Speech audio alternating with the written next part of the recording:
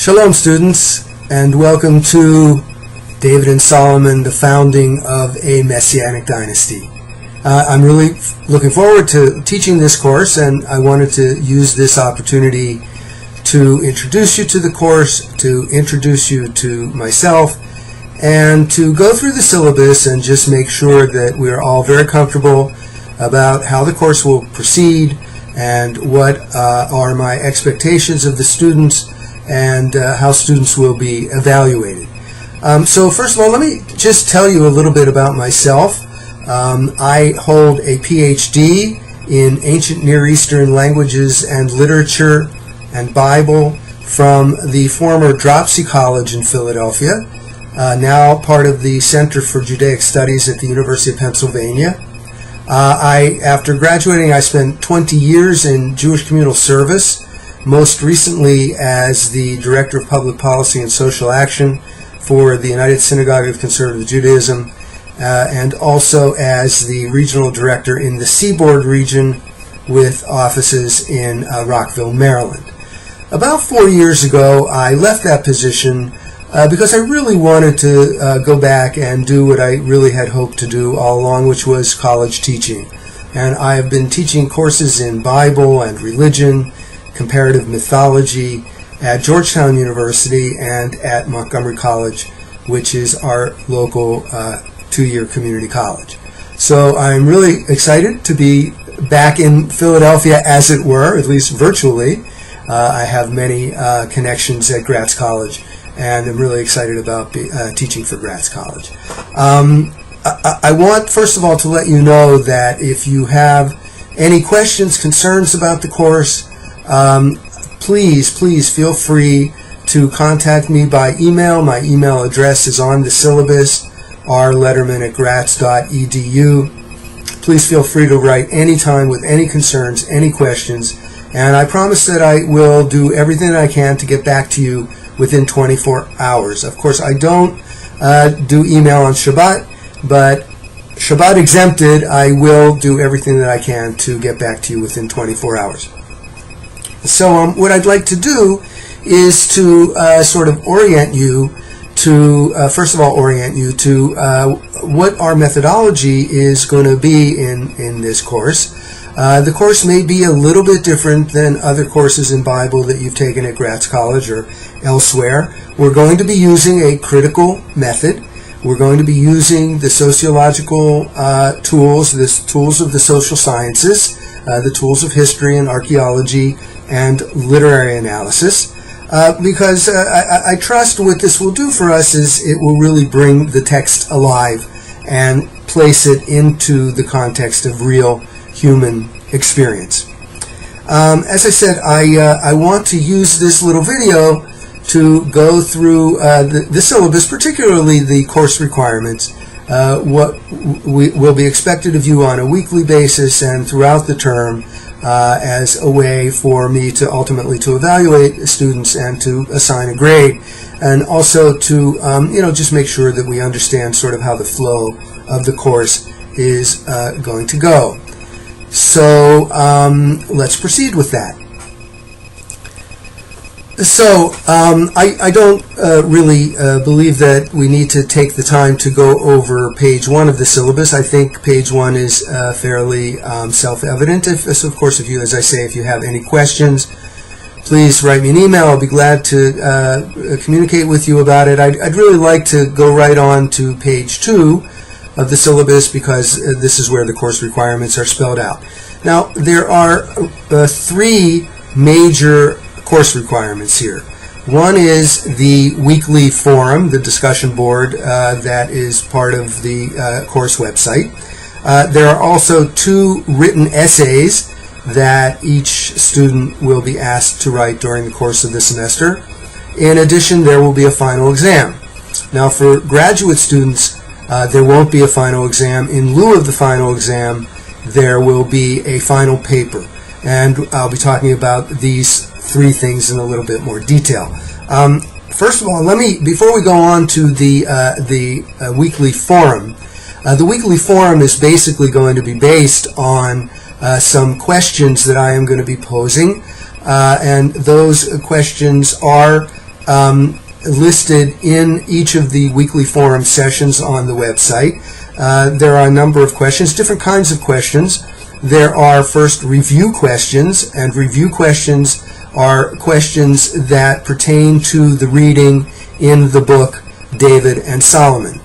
There are also guiding questions, and the guiding questions are questions that pertain to the biblical readings. I believe that there is only one session.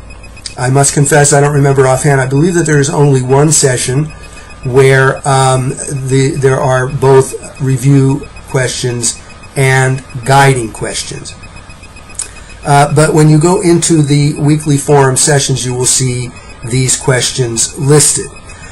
Those are the review questions and guiding questions. Now let's talk a bit now about the forum itself. First of all, there are some minimum expectations with regard to participation in the weekly forum. Students, there are actually 14 of them. There will be no weekly forum for session 15, the last session of the course. So there are 14 weekly forums, 14 sessions, and students are required to participate in a minimum of 14. Students are required to participate in a minimum of 11 out of the 14 weekly forums. No credit will be given for course if a student misses 7 or more forums, but you will lose points if you do not participate in a forum. The forums will begin on Wednesday when the session opens at midnight on the Wednesday when the session opens, and students will be expected to complete their participation in the forum, that weekly forum, by the following Tuesday at 6 p.m. Of course, there are exceptions to that under extenuating circumstances, which you can read about in the syllabus. Now, how do you get graded in the forum? So, first of all, you can receive either an A or a B for participation in the weekly forum. If you would like to get an A in the weekly forum, you start participating early, and you post your first comment in the weekly forum by Friday following the Wednesday when the forum opens, and you should post at least 2 comments during the forum session responding to either 2 of the review questions or 2 of the guiding questions, 2 questions that are posted for that forum. If you want to get an A, you have to respond to 2 of the questions, and you also have to respond to the comments of 2 other classmates during that forum session. So if you post 2 comments responding to 2 questions, and you respond to 2 comments posted by other students, you get an A for the forum. You could get an A for the forum. You receive a B in the forum. To receive a B, you have to start posting by Monday following the Wednesday, the opening of the session on Wednesday. You need to post 1 comment responding to 1 of the forum questions and respond to 1 classmate. Anything less than that, you don't get credit for responding to for participation in the forum. Now, how do you post? So, if you go to page 3, what does it mean to post a comment? What qualifies as a legitimate forum posting? So, as I said, you have to address either the review questions or the guiding questions. You should articulate a clear response to the question based on the reading material and or the lecture presentation that is part of that forum. You should be able to offer examples or evidence from the reading and from the lecture presentation, and then also offer something of your own personal perspective in response to that question. that would display that you've done some critical thinking, that you could look at the issue from different points of view. In turn, a student responding to another student's posted comment should likewise articulate a statement either supporting the comment or refuting the comment, offering examples from the reading and or the class lecture presentation, and also your own perspective, your own opinion based on critical thinking. So that essentially is how the weekly forum will work each week. And again, as I said before, if you have any questions, comments, concerns, please feel free to email me and I will address them just as soon as I can. Now, before I go on to talk about the written essays, let me just clarify something about the weekly forum that I might not have made clear before. And that is, I mentioned that if you participate or you fail to participate, you miss 7 or more of the weekly forums, then you basically get a 0 for participating in the weekly forum. So that means that you must, in order to get any credit for the forums, you must participate in at least 8 of them. However, you're supposed to participate in at least 11 of them. So for each of the forums that you miss between 8 and 11, your score, the 20% that you receive for the participation in the weekly forum, you'll be docked 2 points. So for instance, if you must participate in a minimum of 11 forums, if you only participate in 10 of them, you will lose 2 points off the 20%, the 20 points that you get for forums.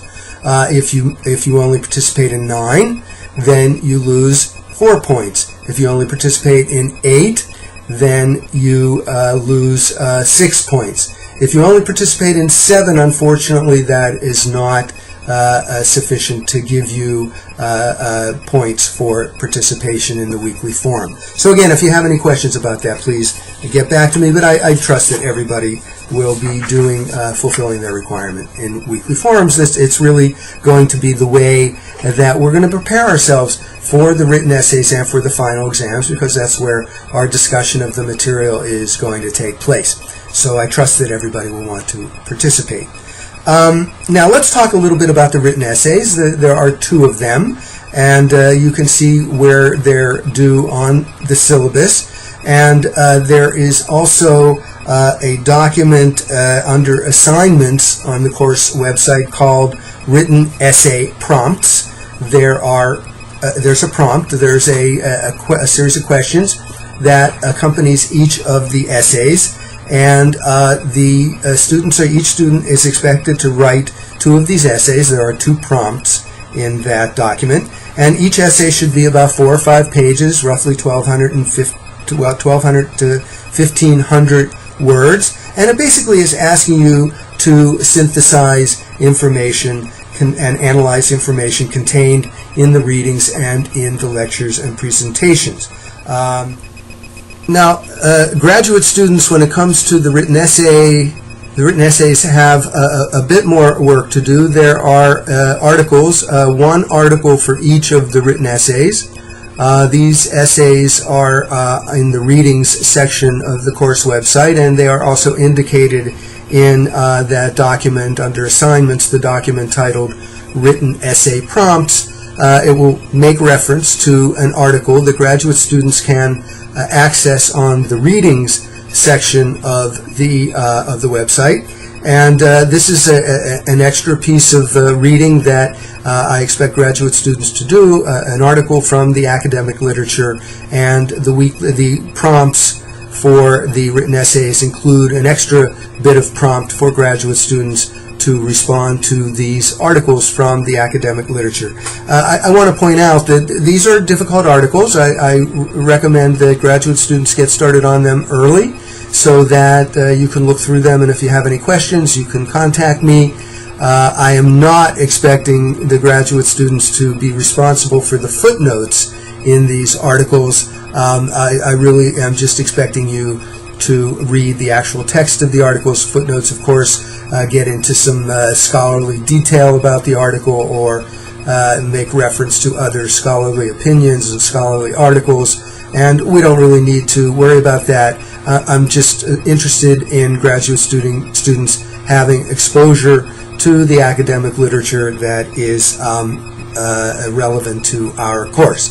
So again, written essays, there are prompts to the essays that you can find in under the assignments section of the website, a document titled Written Essay Prompts, and the students respond to the prompt based on our readings and class lectures and presentations, and graduate students have an extra responsibility to read one scholarly article. Now, there are rubrics for writing these written essays at the end of the syllabus, and I think I'd like to take a minute to talk about the rubrics for the written assignments.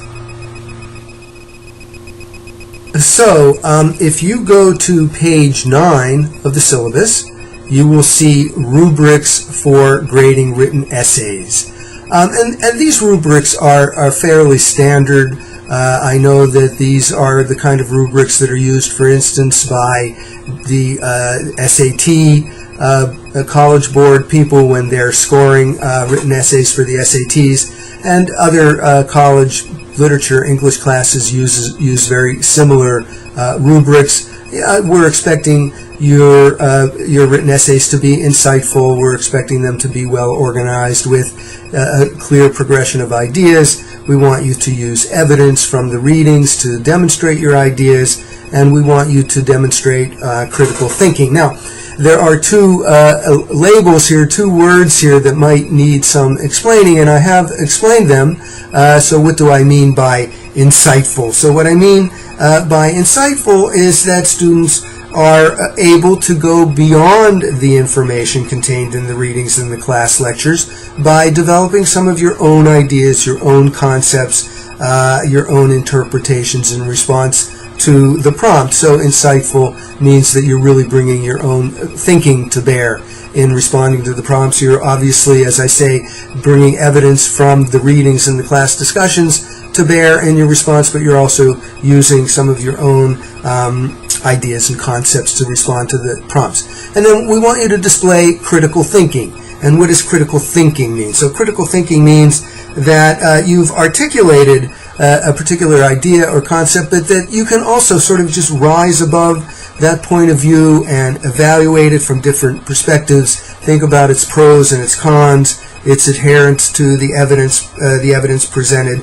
or how it might refute or rebut the evidence presented. Just, to be critical of, first of all, the information that you're getting from the readings and class discussions, but even critical of your own ideas and an ability to rise above your ideas and see the pros and cons and evaluate them. So those are the rubrics for the written essays, the two written essays that each student is responsible for.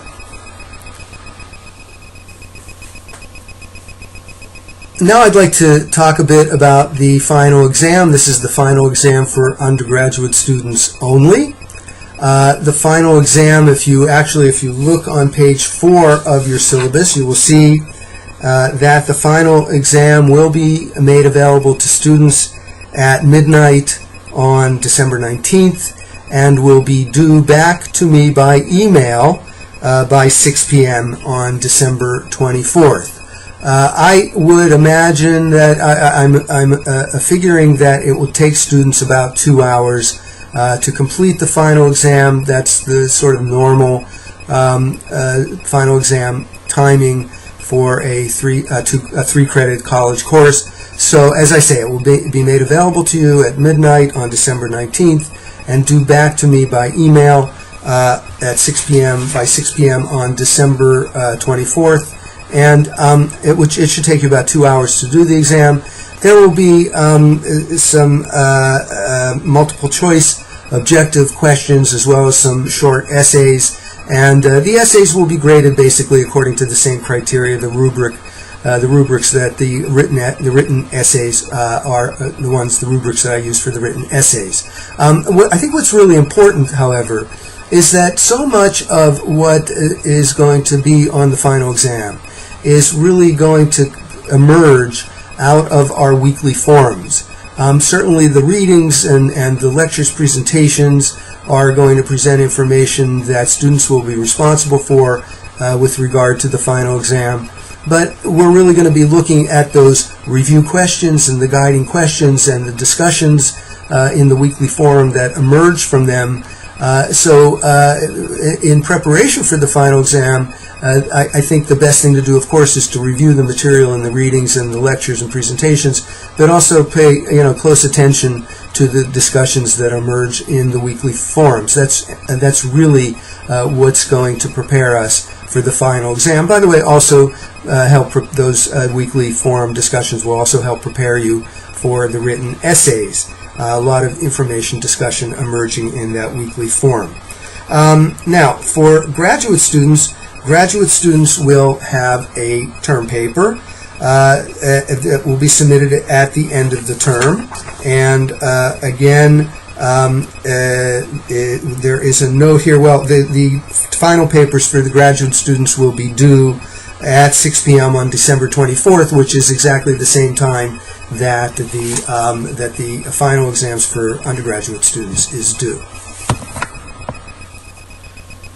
And now I'd like to talk about the final term paper that graduate students will be responsible for.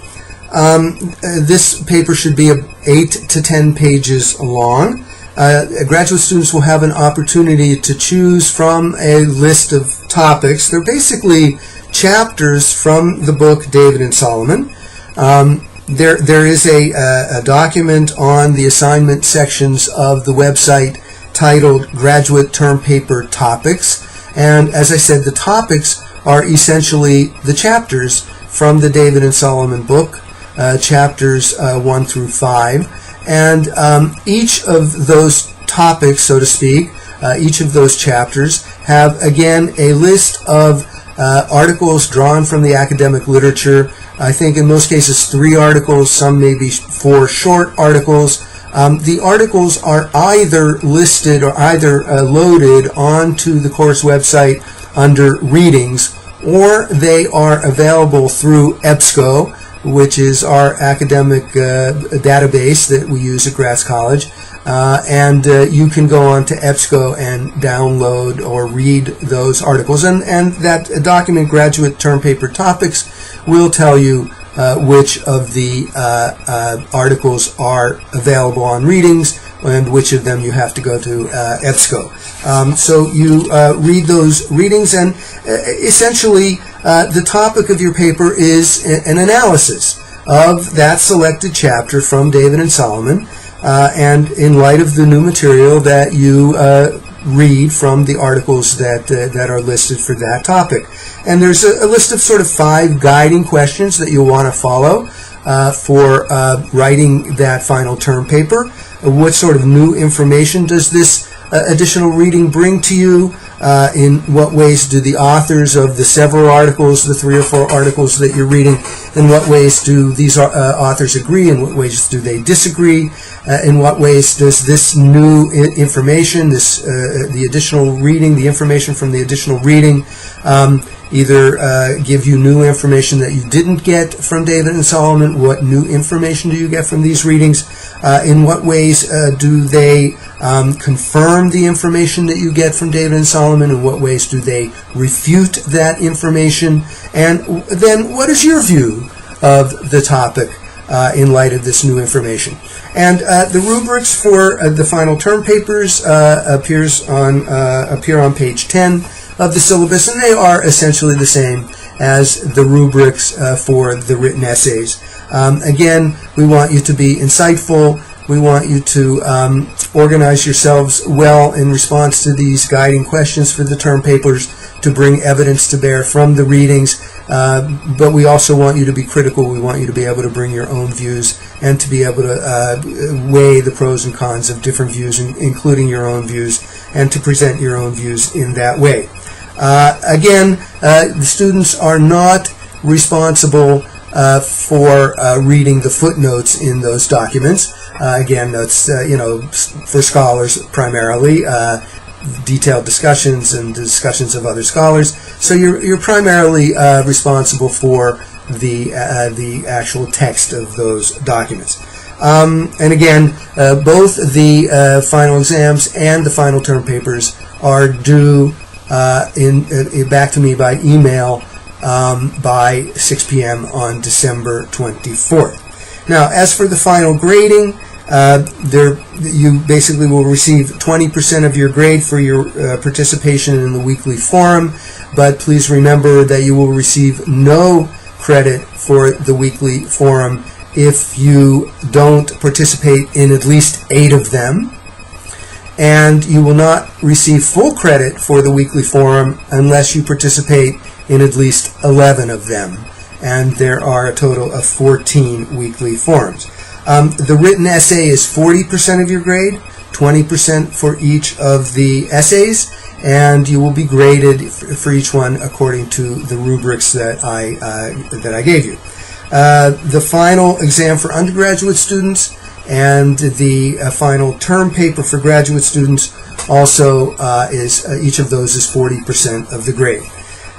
Now, I think that pretty much much of the rest of the syllabus is self-explanatory. You have the incomplete policy, withdrawal policy.